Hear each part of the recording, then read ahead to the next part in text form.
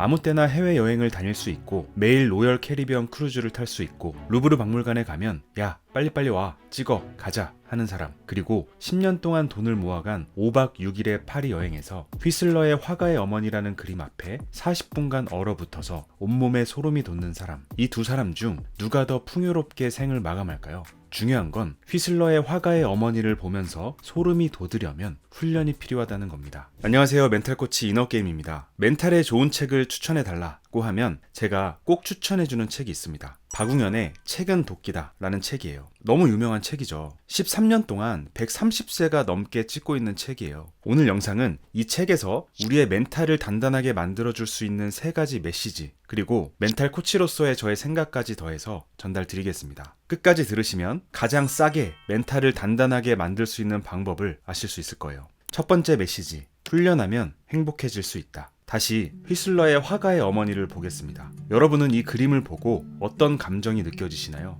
아무 감정도 안 느껴지시죠? 박웅현은 이렇게 말합니다. 나의 문화유산 답사기의 저자 유홍준은 문화미와 예술미는 훈련한 만큼 보인다 라고 이야기했습니다. 저도 처음 피카소의 작품을 볼 때 왜 좋은지 몰랐습니다. 좋다니까 감동을 짜내며 좋은가 보다 했죠. 그런데 지금은 좋은 걸 알겠습니다. 언스트 곰브리치의 서양 미술사 같은 책들을 읽었기 때문입니다. 그런 책들을 읽고 난 다음에 본 피카소의 그림은 정말 소름이 돋을 정도로 아름다웠습니다. 저에게 풍요로운 삶이냐 아니냐를 나누는 기준은 어떻게 하면 흘려보지 않고 제대로 볼 수 있는가입니다. 대한민국 서울, 우리가 사는 이 공간에도 들여다보면 좋은 게 꽤 많습니다. 물론 그런 것들을 들여다볼 수 있는 시선이 있느냐 없느냐에 따라 다르겠죠. 그러니까 그 시선을 길렀으면 좋겠습니다. 그런 것들을 기르는데 가장 좋은 것이 책입니다. 풍요로운 삶이라 하면 대부분 성공한 삶을 떠올려요. 그럼 성공한 삶이 무엇이냐에 대한 개념 정리를 해보겠습니다. 성공한 삶이라는 게 뭘까요? 일단 당장 성공한 삶이라면 외제차,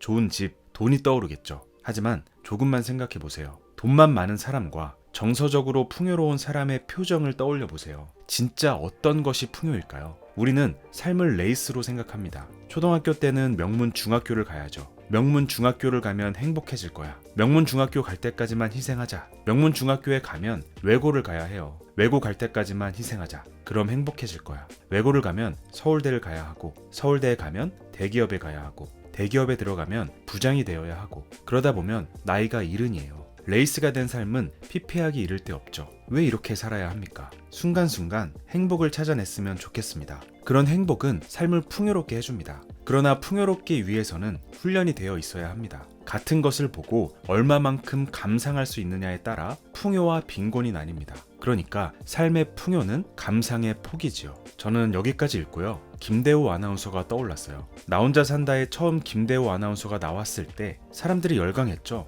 K 직장인이 이렇게 풍요롭게 살 수 있어? 놀란 거죠. 여기서 말하는 풍요는 물질적 풍요가 아니고 정신적 풍요입니다. 직장에서는 칼퇴를 목숨같이 지키고 집값이 오르는 아파트보다는 자신의 삶을 온전히 즐길 수 있는 산 및 주택을 사고 비바리움, 고양이, 만화책, 옥상에 만들어 놓은 포장마차까지 자신의 삶을 온전히 즐기고 있는 모습에 사람들은 부럽다는 말을 쏟아냈습니다. 승진, 아파트값 이런 레이스에 참여하지 않고 자신의 멘탈을 건강하게 지키며 살아가다 보니 아이러니하게도 지금은 그 레이스에서 가장 앞서가는 삶을 살고 있죠. 우리의 멘탈이 나가는 이유는요, 너무 무리해서 가지려는 욕심이 원인이 될 때가 많습니다. 무리하지 않아도 우리의 삶을 풍요롭게 만들어줄 수 있는 거리들은 주변에 널려 있습니다. 그걸 볼 수 있는 눈만 키우면 됩니다. 그런 눈을 키우려면 약간의 훈련이 필요한데 다행히 기준을 잡아주는 훌륭한 사람들이 많고 그 사람들 대부분이 책을 씁니다. 그래서 그 책들을 읽으면서 훈련할 수 있어요. 가장 싸게 멘탈을 만드는 방법 중 하나는 책을 읽는 겁니다. 우리가 느끼는 불안도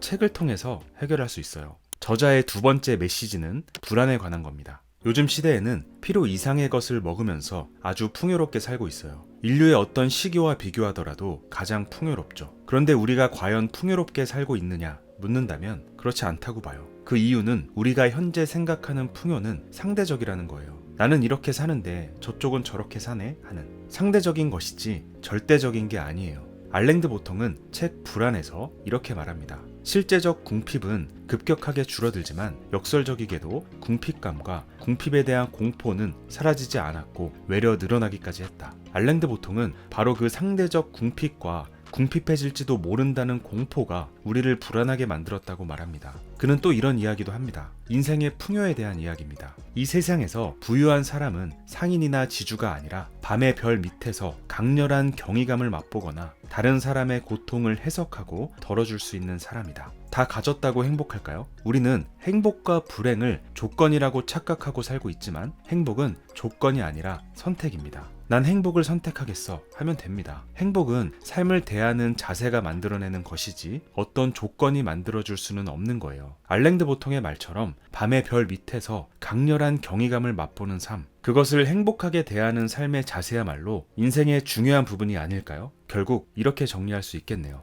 행복은 추구의 대상이 아니라 발견의 대상이다. 행복을 추구하려고 하니까 어떤 조건을 만족시키려 하다 보니까 결핍이 생기는 겁니다. 하지만 행복은 발견의 대상이에요. 주변에 널려있는 행복을 발견하면 되는 겁니다. 행복은 발견의 대상이다 라는 메시지에 대한 저의 생각을 말씀드려 볼게요. 우리가 불안한 이유는 어떤 조건을 만족시켜야만 행복해진다는 생각 때문인데요. 그 조건 만족에서 오는 행복은 곧 사라진다는 것을 우리 모두 잘 알고 있죠. 결국 행복이라는 것이 조건의 충족이 아닌 발견의 대상이라는 것을 깨닫고 나면요, 주변에 널려있는 행복이 보이기 시작할 겁니다. 행복의 기원의 저자 서은국 교수는 행복은 강도가 아니라 빈도다 이렇게 말을 했어요. 주변에 무료로 널려있는 행복을 발견해 보세요. 제가 최근에 발견한 행복은 오후 5시 산책입니다. 저는 강아지를 좋아해요. 인스타로 맨날 강아지 영상만 보고 있어요. 그런데 강아지를 못 키웁니다. 개털 알러지가 있거든요. 그럼에도 불구하고 강아지를 안고 싶고 쓰다듬고 싶고 간식도 주고 싶고 그렇습니다. 최근에 저희 집 근처 공원에 오후 5시가 되면 온 동네 강아지들이 산책을 나와서 모이는 잔디밭이 있다는 걸 발견했습니다. 그래서 저도 거기로 산책을 갑니다. 알러지가 있지만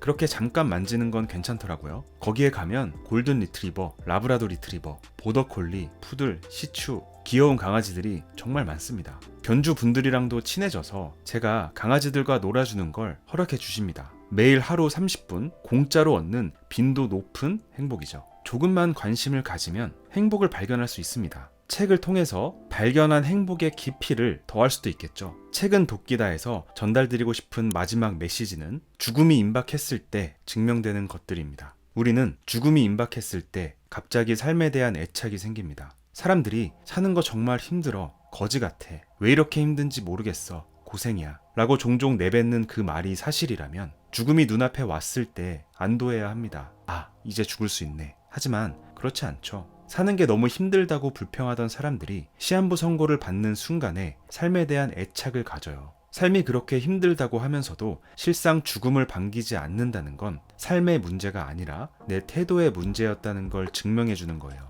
조건은 바뀐 게 없잖아요. 시한부 선고를 받은 사람이 갑자기 백만장자가 됐거나 골치 아픈 문제가 풀렸거나 좋은 직업을 갖게 됐거나 그런 게 아닌데 말이죠. 그런데 왜 삶이 더 좋아지느냐? 그건 동일한 삶인데도 내가 더 이상 못 산다는 것 때문에 좋아진다는 이야기입니다. 그래서 우리가 죽겠다, 힘들다 하는 건 영위하고 있는 삶의 일상적인 형태에 흥미를 잃었다는 거죠. 아침에 아이들 이부자리 개주는 행복을 우리는 잊고 있다는 거죠. 아침 먹고 출근하고 일하고 점심 먹고 싸우기도 하고 저녁 때 사람 만나고 집에 가는 이런 사소한 것들에 대해 아우 지겨워 라고 했는데 내가 내일 죽는다고? 그럼 다 그리워지는 것들이거든요. 삶의 조건들은 동일해요. 그러니까 결국 흥미를 잃는 것은 삶 자체가 아니라 우리가 삶을 영위하는 일상적인 태도라는 의미입니다. 죽음이 임박했을 때 증명되는 것은 삶 자체가 문제가 있는 것이 아니라 이 삶을 대하는 나의 일상적인 태도가 문제였다는 이야기죠. 가장 싸게 멘탈 세지는 방법이라는 주제로 이야기를 시작했는데요. 내용을 정리해 보겠습니다. 어떤 조건을 갖춰야만 행복해진다고 믿으면 멘탈이 무너집니다. 그 조건을 이루든 이루지 못하든 많은 희생이 따르고 그 조건을 갖춘다고 해서 그 행복이 오래가지 않거든요. 또 다른 조건을 위해서 달려야 하잖아요. 무한 레이스입니다. 주변에 이미 널려있는 행복, 흥미, 감사함을 발견해 보세요. 그런 것들을 발견하고 즐길 수 있는 눈을 기르려면 약간의 훈련이 필요한데 훈련을 위한 가장 강력한 수단은 뭐라 그랬죠? 네, 책입니다. 카프카의 말로 오늘 영상 마치겠습니다. 우리가 읽는 책이 우리 머리를 주먹으로 한 대 쳐서 우리를 잠에서 깨우지 않는다면 도대체 왜 우리가 책을 읽는 거지? 책이란 무릇 우리 안에 있는 꽁꽁 얼어버린 바다를 깨뜨려 버리는 도끼가 아니면 안 되는 거야. 저의 모든 멘탈 문제를 해결해준 이혜인 수녀님의 가르침이 궁금하신 분들은 이 영상을 시청해주세요. 감사합니다. 오늘도 이너게임에서 승리하는 하루 보내시길 바라겠습니다.